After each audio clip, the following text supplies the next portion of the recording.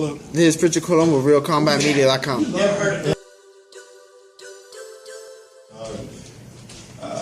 Great performance once again. A valuable lesson learned that when you get a guy hurt, you don't problem.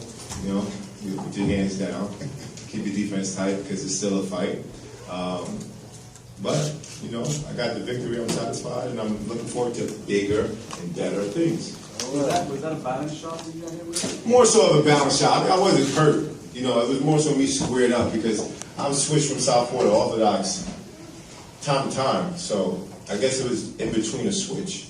And I got caught. I didn't realize it. And I said to myself, oh my goodness, got 9 knockouts, dropped me in my head. I'm thinking that right there. I said, oh, I'm going to get you.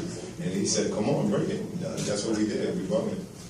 Danny, it seemed like, you was really going for the kill and you just kind of walked into that, Yeah, that's why I said it's a learning experience because even when you got a guy hurt, a guy can still be dangerous. Absolutely. So that's the valuable lesson I learned today. Moving forward, we'll be cautious when we got a guy hurt and take things from there.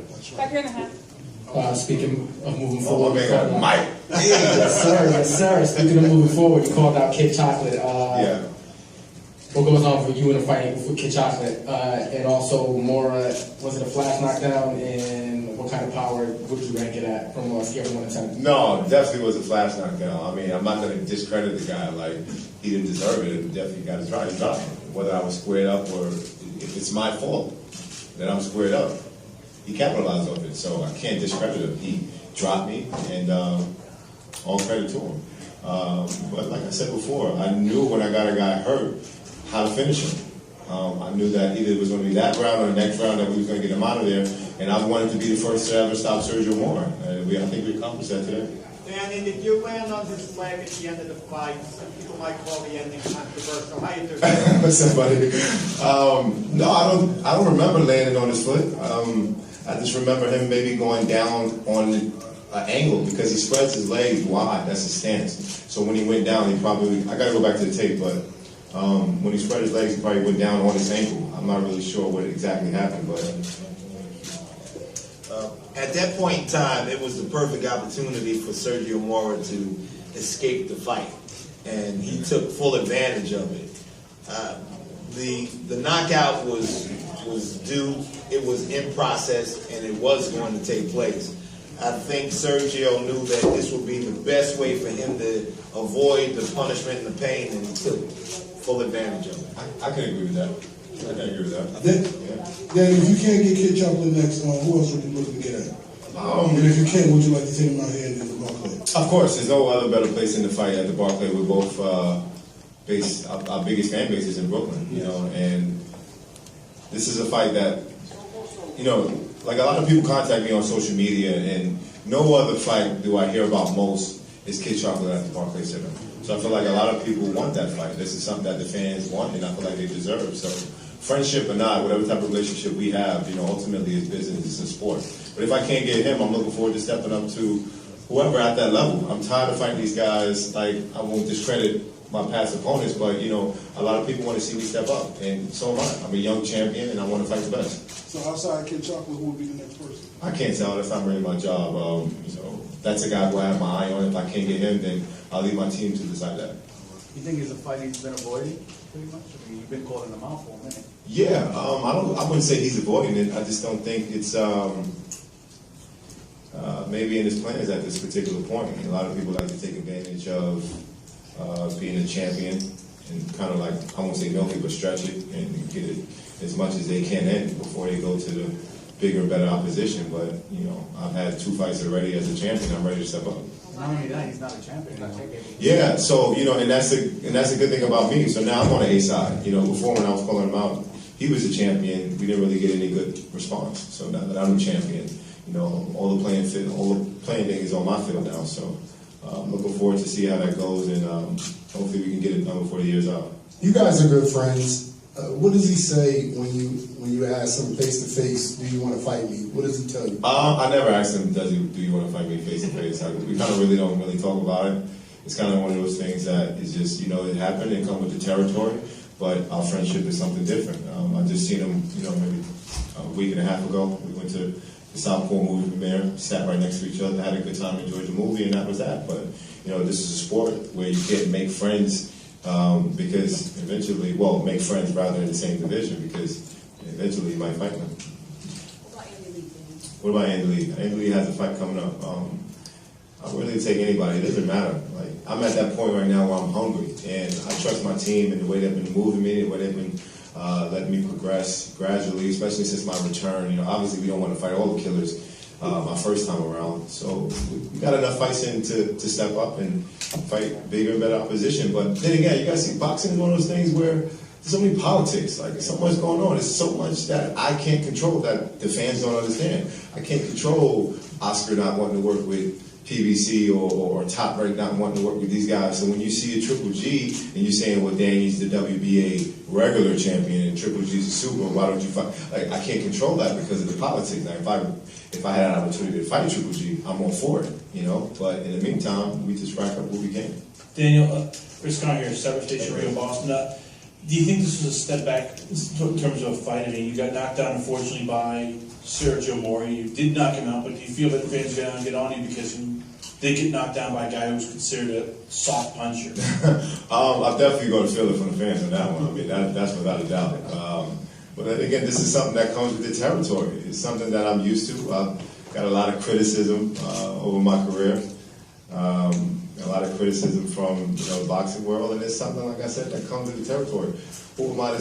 Muhammad Ali, Floyd Mayweather, all the greats have gotten criticism and been considered bums and been considered this and that. I'm no better than those guys to say that, I'm above that. So I take it, it comes with the territory, and I just do what I've been doing, and that's winning.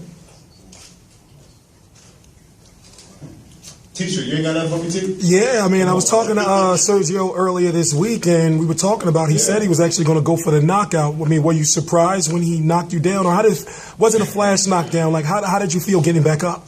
Well, I got flash knocked down for the first time against Martin Murray when we fought as an amateur in London. And it kind of just replayed in my mind again because when I got dropped, I was like, oh my goodness, like this guy just really dropped me. Like I'm real prideful when it comes to that stuff. So when Martin dropped me, I just ran right after him and I started throwing tons of punches, and I beat Martin Murray twice for the record. And it was the same thing with Mora. I was just like, this guy caught me and I was off guard, but it's a lesson learned. I'm glad I got the victory, but I knew I wanted to come in there and prove something. That he couldn't go the distance with me. I'm a true middleweight, and he's coming up and he's saying he's going to knock me out when the guy has like 9 knockdowns. Like, granted, he got a drop. Now, that's enough that I give him. I won't give him too much. And he got that, but we came back strong and we did what we had to do to finish the fight. Mm-hmm. Thank you. Yeah. Hey, Danny, do you see yourself as a different fighter now that you went through some trials and tribulations, K-Rock and all that other stuff that went down, and now you're getting like, what, six straight knockouts? Yeah, I mean, Eight. Yeah, go listen now. I think I'm become a man now, Discipline is something that, as a kid, a young adult, it's kind of hard to grasp and take it serious when everything comes easy. When you're talented and you're so naturally gifted and things come easy, you're not mature enough to kind of harvest those gifts. And as I got older and all the challenges that I faced in my life just made me realize that nothing is promised. And if you have a special gift that God has given you, you harvest it and make it the best out of it. Because, I want to be considered a Hall of Famer one day. I want to be considered one of the best. You can never be the best. Kind of hard to figure that out. But as long as I'm in the Hall of Fame, as long as I'm doing something that people are proud of, that my fans are proud of, and my family, I'm cool with that. But I want to have a long career and get out of the sport still with my friends so I can commentate. What's plan B? If Peter Quill's plan A, that's the guy you want. Yeah. And he decides not going to fight you next. What is plan B? You guys, you and your team have a plan, or? Al Haymon is a very smart guy. He will choose, and my team will come to an agreement of who's the best decision after that. But I can guarantee you it'll be something that the fans will be pleased with. I don't think I'll receive as much criticism as I have for fighting Sergio Mora, opposed to my next opponent. We're going to step up, I want to fight, and I want to get different belts. In order to do that, we got to fight the best. Is there somebody in mind you have? Pardon? Is there somebody in mind you have besides? In mind? Yeah. No, I mean, a lot of people has been saying Chris Eubank, Chris Eubank Jr. would be a really good fight. I've seen him a couple times. He's a great opponent. I think that would be a good matchup. Billy Sanders is fighting Andy Lee, so I'm not sure. I mean, there's tons of guys in the middleweight division. Middleweight division is like the second hottest division in all of boxing, in my opinion. So, I mean, there's tons of guys that I can fight at that top level. It's just all about finding the right guy that makes sense. So you know the league guy, Triple G. Right. Well, my thoughts on Triple G? I mean, he's been doing what he's supposed to do. I mean, you can't criticize a guy who's getting in there and doing what he's supposed to do. You can say anything you want to say about his opposition, but he's been winning. He's been looking impressive doing it. So can't say anything bad about him. Do I wish I could fight him? Absolutely. You know, but I feel like a guy like Triple G, he's like, I look at it like Mortal Kombat, like whole boxing, right? So you got all these guys, right? And he's like Scorpion, right? So I'm trying to get through the rest of these guys gradually, right? And then we can fight Master Splitter. Right? So we'll see what happens. But like again, he's with a different promotion, you know. But you know, Al Haymon was a very smart man, and the biggest fight that the fans wanted was Mayweather and Pacquiao. They were able to make that happen. So that just set up open doors for different co-promotional things going down the future. I don't see it being a problem, but you know, once again, it just has to happen. I'm ready to fight anybody, man. Yeah. So is it true you will be fighting again this year? Yeah, for sure. Yeah, definitely. We're gonna fight before the year's out. We're gonna get right back into the gym. I'm trying to take advantage of the shoots as much as possible. Boxing is a very short sport, and you know, I'm 28 years old. I feel like I'm in my prime. I'm a young champion. 28, man. So, yeah, I just want to fight as much as I can. In the amateurs, I was fighting like all the time. And even when I first turned pro, I mean, I had like 12, 13 fights in my first year. So me being active is something that I'm used to, and I want to try to take advantage of it as much as possible. So, yeah. So for the record, it isn't that the middleweight class is scared of Triple G. Yeah. It's more like a promotional thing. Well, the PBC guys, I mean, I can't really vouch for anybody else. I'm most certainly not scared of Triple G. I don't think a lot of people are scared, maybe, but I think it's more so dealing with the politics of boxing. Boxing has been a dictatorship as far as the promotional for a very long time, and Al came and broke that into pieces. You know, he broke that, and he's allowing fighters to obviously get the best side, opposed to promoters and everything, so on and so forth. You know, it's crazy how a man comes and does so much positive things for the sport and receives so much criticism. But you guys like, I won't mention any names, but from other promotion who's done so much harm to all their fighters and hasn't had any good complaints from any of the fighters, and they get praised for it. I mean, I don't want to be dictated by it. I want to be able to be on the A side, and I'm happy I'm with PBC. I'm happy I'm with Al, and I have a bright future. You know, I have a very bright future. So we'll take one more question if my family's waiting outside. Anybody? Michelle?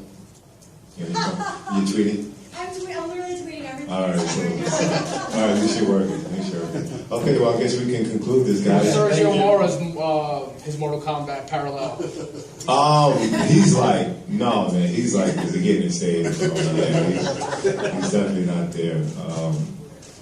But he's a good competitor. You know, for a guy to lack power throughout his whole career as he did, and to be able to stand up there and fight a true middleweight and put him down, you know, that says a lot. You know, I can't bad talk the guy. He's never been stopped before until tonight. You know, he's always had a history of showing heart and craftiness and slickness. So for a guy, like I said before, to not have power and be able to be at the top and be a former world champion, I mean, that says a lot about him, you know, but I just knew he wasn't going to have enough of me tonight. I knew I trained too hard. I knew I was a bigger, stronger, faster man.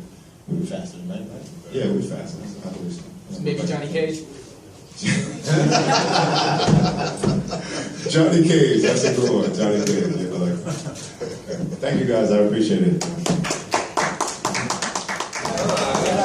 All right, we're going to start with questions. Please raise your hand for the mic.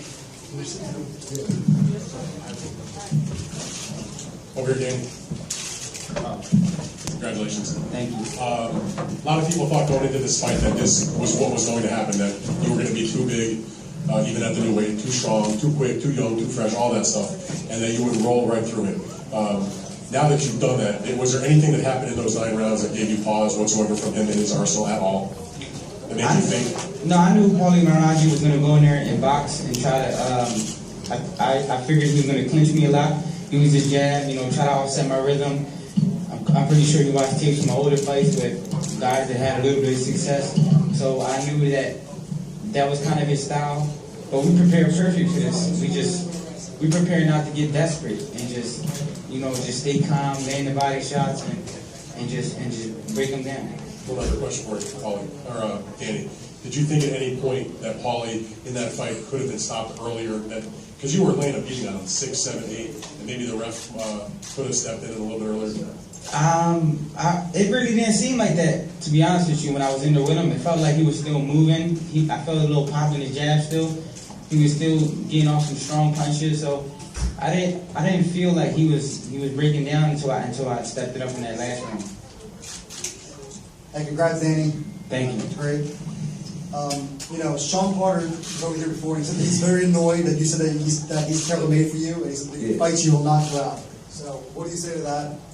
I mean, we got the same manager, but I didn't mean no harm to him. I just said I got the better style to beat him. That's it. I mean, if he wants to feel butthurt, that's his problem. Danny, right here. And secondly, I didn't say nothing bad about him. Secondly, your nose seems kind of swollen. Is it? Injured? Now he hit me with a headbutt. Yeah, okay. 2 of them actually, right here. Yeah. Is it broken or anything? No, I didn't broken. I could breathe. Danny, early in the fight, it seemed that you were hitting him with a lot of right hands, but then in the middle rounds, did you feel like it was your left that you took control with the body shots, the uppercuts, and even the jab? Yeah, I felt like he was starting to feel that right hand, so he started to get under me. So I tried to come underneath with body shots and just try to back him up with the jab. And I just had to stay calm and follow the game plan and just don't get desperate. And that's exactly what we did tonight. Danny, you had said before the fight that trying to make 140 for the last 2 years, really drained you. You didn't have the snap and the punches. These extra 7 pounds or almost 7 pounds. How much does that help going forward? To getting back to where you were. Man, I feel great. This is the first training camp where, we went hard. We just went hard for 8 weeks straight. I never felt weak. We put the road work in, we put the conditioning in. We were able to think, cut the ring, use the jab, and the game plan we executed perfect tonight. We did everything we worked on. Chasing the chickens, everything just came to life today. Danny, what's up, man? Andy Emilio, Yes News. When you gave Paulie his moral victory lap, did you kind of already know that you had effectively ended his career and pretty much made him retire? Did you know that was that, or was that just you being a class act and showing love? Boxing, at the end of the day, it's about, we hate each other, but it's about feeding each other's family. And, Paulie's faced a lot of great champions, and when he hugged me, he said, "I'm done." So I just walked him around the ring. Boxing, we do hate each other, we do beat each other down, but at the end of the day, it's about sportsmanship, and that's what it's all about. We're going to take a few more questions right here, Stuart. Hey, Danny, coming from a fighter-to-fighter aspect, Robert James from Boom Fitness Center, I just want to know, when you now bumped up to that higher weight class, a lot of people don't take into account, they're like, oh, you don't have to cut as much, taken away from you, but what about what you gained? Is your legs stronger? Are you feeling like more upper body? I mean, what is it that, I know obviously you're throwing those big dynamite shots, but is it more your legs that you feel yourself get a move to get to the angles better, or is it just the raw power up top? It's just, my body grew out of 140. My body grew out of 140, so I believe that any weight above 140 would help me. But we just didn't gain the weight and look fat and have, my body didn't look good. We trained hard. We did a lot of conditioning to make sure that I was 147 pounds solid, and I'll be able to use my speed and my power and cut the ring off and move my head. 2 more questions. Congrats on the win, Swift. Thank you. How does it feel to have a clear, concise victory after the Peterson and Herrera?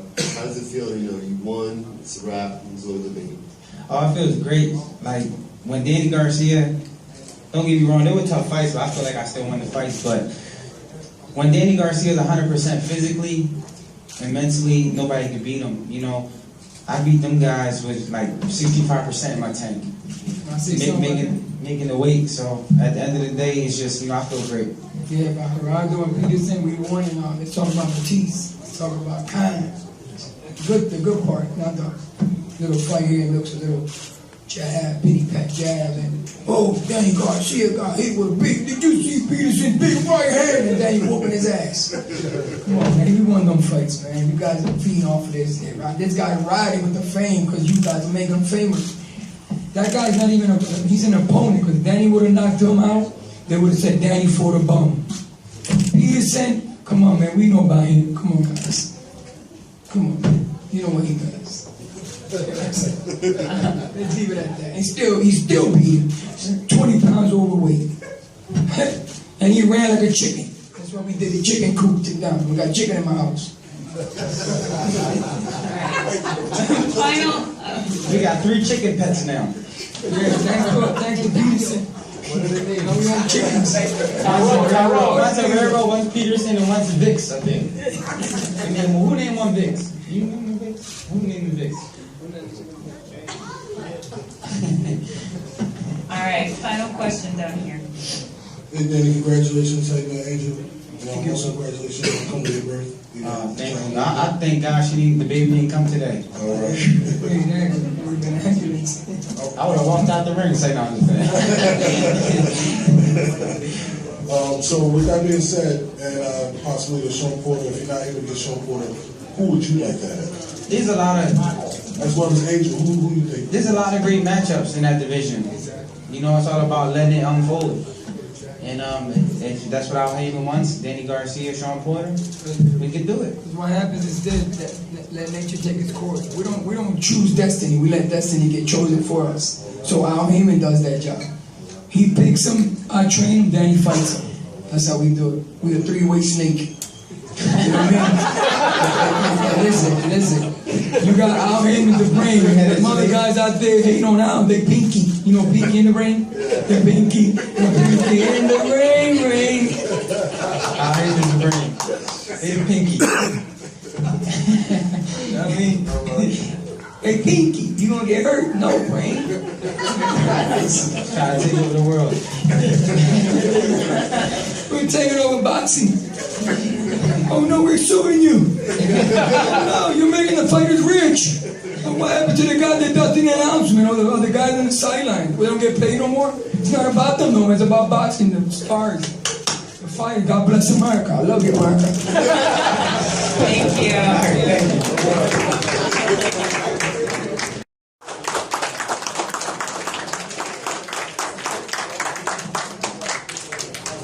So guys, I want to congratulate Team Garcia.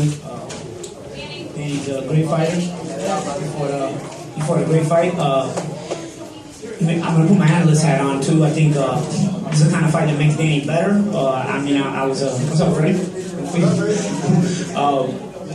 the kind of fight that I think Danny's going to get better from.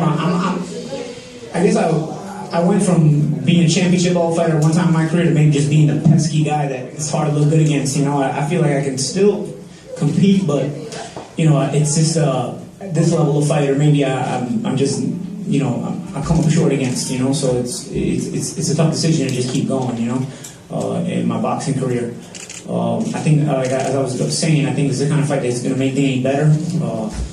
I could see that I was have an annoying style, but Danny made a little adjustments in there, and I'll tell you what he did.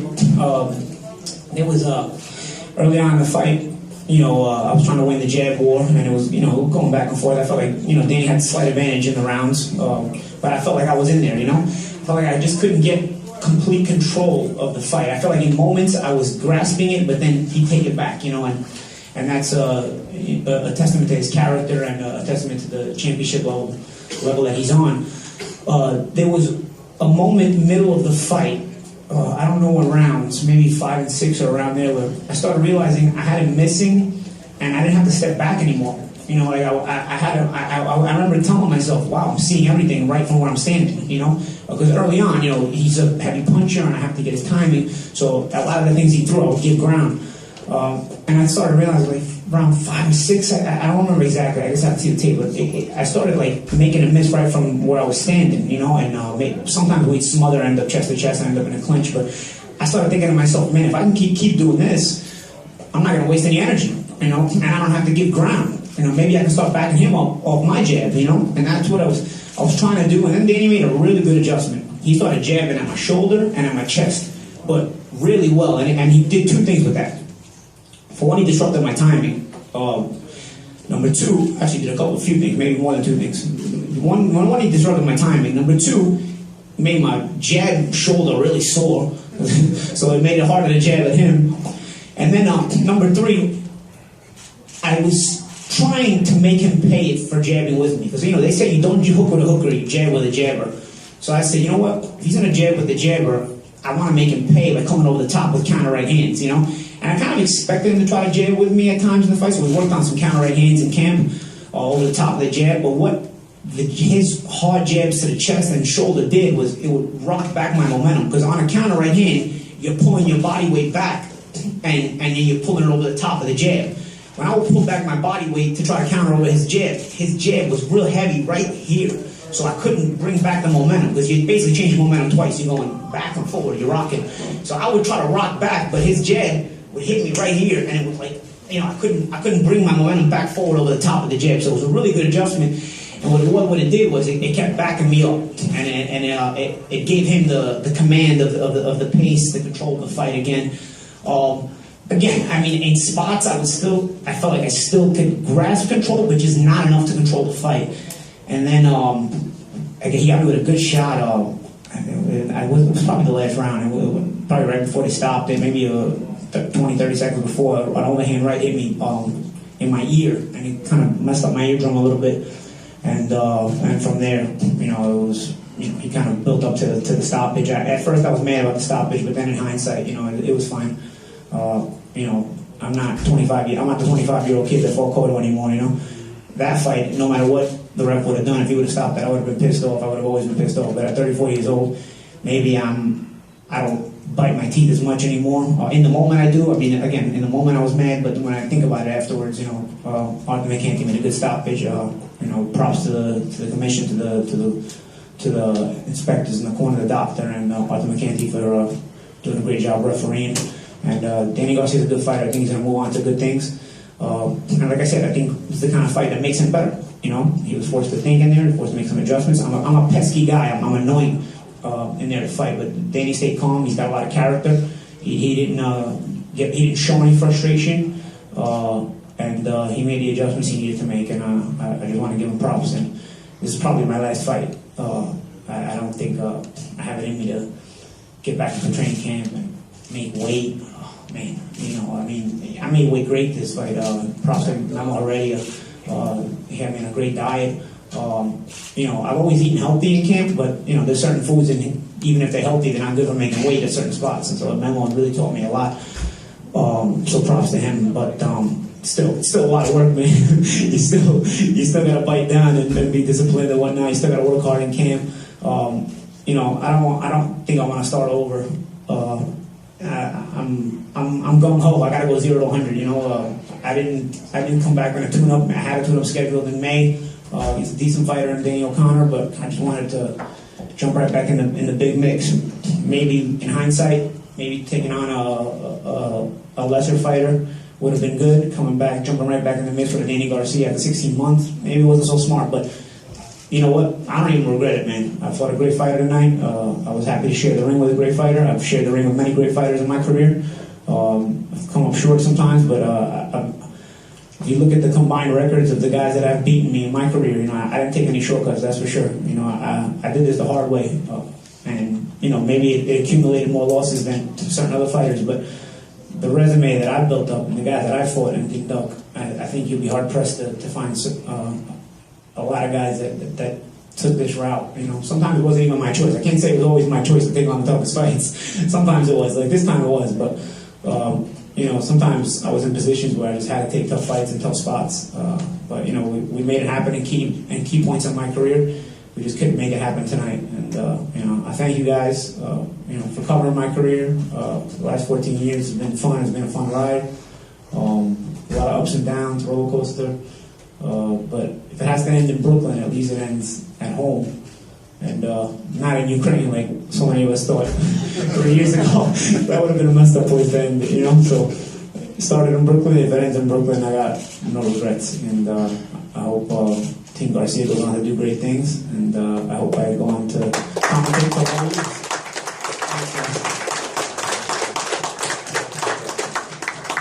We'll take a few questions. Mike? Hey, Paulie, congrats. You keep saying that this is likely to go as fight. Is that because maybe you could see yourself down the road doing like a, kind of like a fair ball fight against a lesser opponent in New York? I just don't want to jump the gun, but I don't see it happening.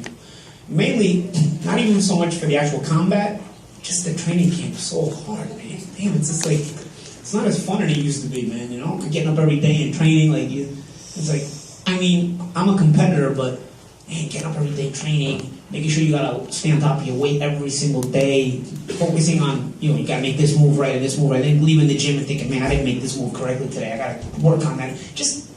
It's just stress, man, It's like, and it's just not as fun as it used to be. I love my team. I've got a great team. And props to Eric Brown, my trainer, Orlando Carrasquillo, Pete Ferrazza right here, who you'll hear always in my podcast, which Peter Carter did. Check out my podcast. That's the star of the show.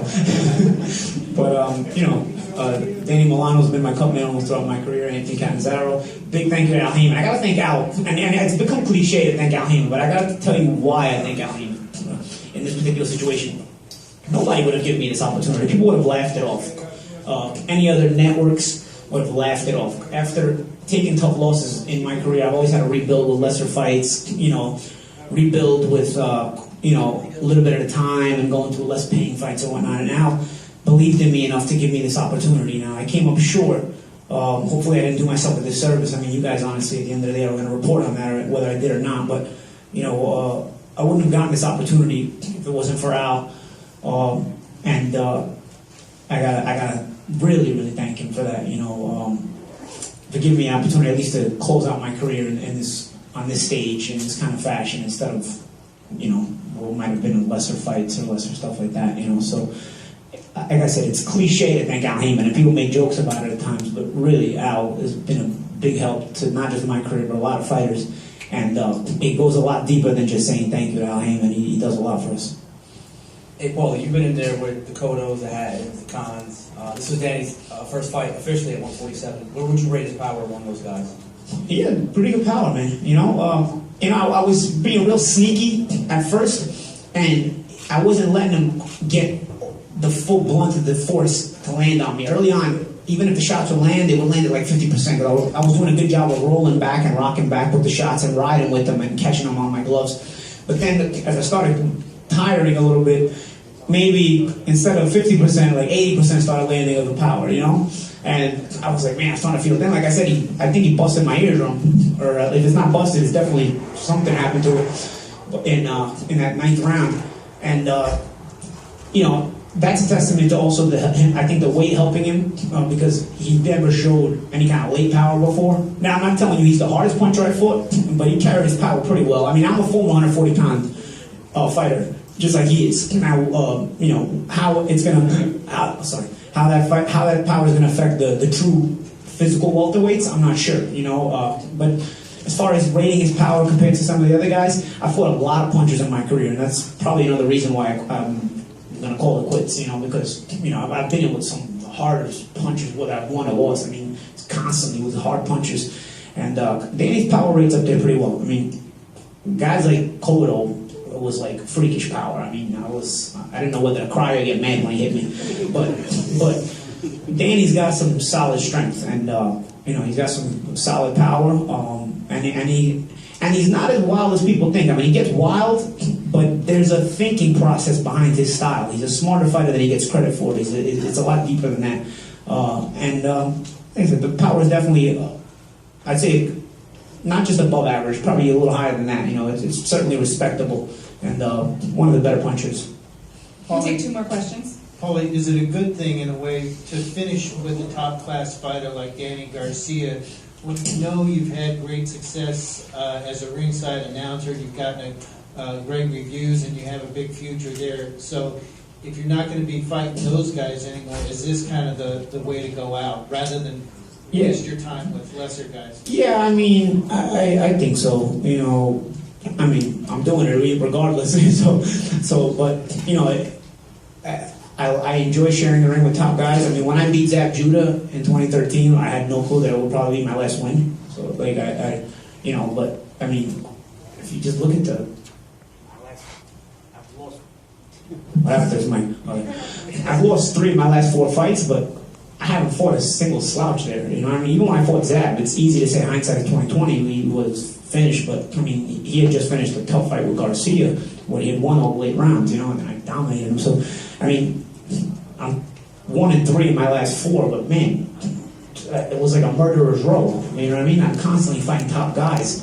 So it's just, you get worn out. You get worn out. I mean, I enjoy sharing the ring with top guys. I love this kind of promotion. I love being a part of it.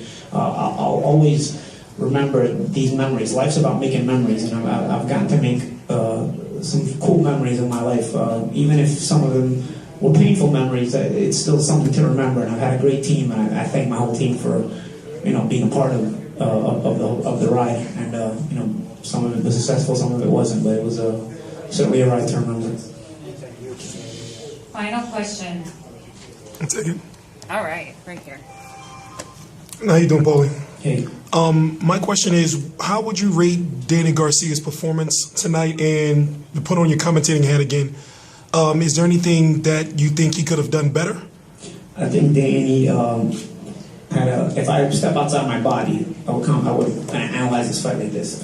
Danny fought a pesky fighter, a good entrance into the welterweight division because he's a non-puncher, and a fighter who can, a QT type of style that I have, can make you look bad, but he stayed calm, he stayed consistent with the plan, he didn't waver, which showed me a lot of character, and eventually, you know, he found the way to make it happen, which all champions do. You know, there's things to work on, of course, there's always things to work on. Sometimes he punches a little wide, but again, not everybody has those slick little moves inside that I have. You know, some guys are going to be more aggressive on the inside and may get caught with some of those big shots. You know, like, I mean, some of those shots were just missing me. I mean, I just feel the wind whipping by me with some of the hooks or some of the overhand rights that he threw. You know, so I'm like, you know, somebody else might get hit with those. You know, I'm pretty crafty inside. Maybe my offense isn't so great, but compared to some of the other guys he may fight, but defensively he's going to find the target a lot easier with maybe certain other guys, you know.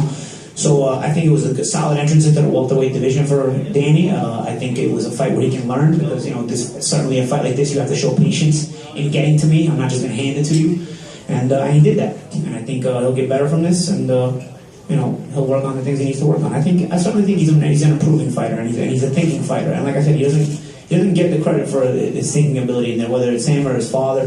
Like I said, they made certain little adjustments in there that kept me uncomfortable in key spots. Thanks, Paul. Thanks, guys.